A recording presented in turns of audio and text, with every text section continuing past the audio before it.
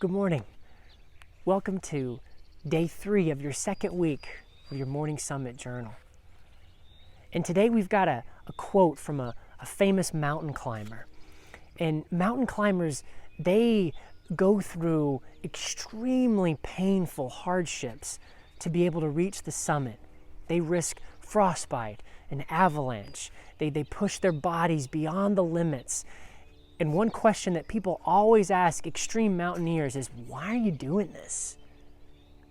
And Rene Dumas said, you cannot stay on the summit forever. You have to come down again.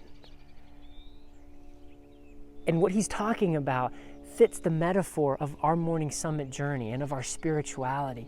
You are going to have mountaintop experiences, but you can't stay there forever. You're going to have to come back down. And so cynical people look at Christians or men who want to get better and they say, why do it in the first place? If you got to come down here with me, why go to the top? And Rene has a great answer. He says, you cannot stay on the summit forever. You have to come down again.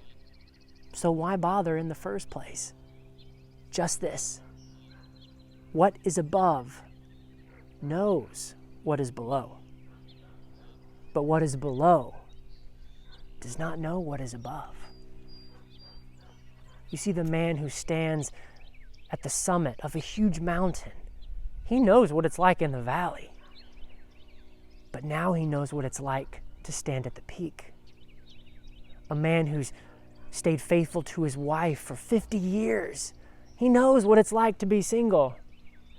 But he also knows what it's like to invest in a woman for the majority of his life. A man who is faithful to God and stands up for what's right, even if it costs him his job or friendships.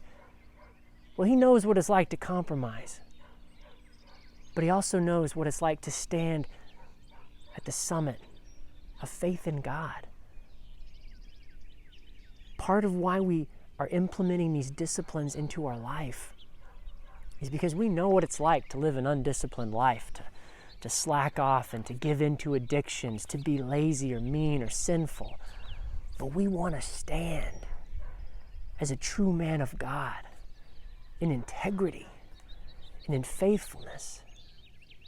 Rene goes on to say, but what is below does not know what is above. And he finishes saying, one climbs, one sees, one descends, one sees no longer.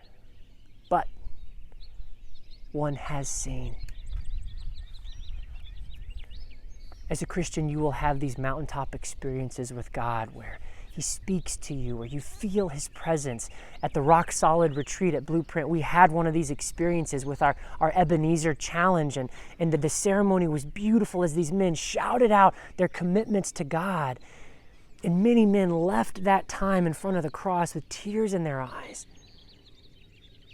And then they went back home with the same stresses and the same worries,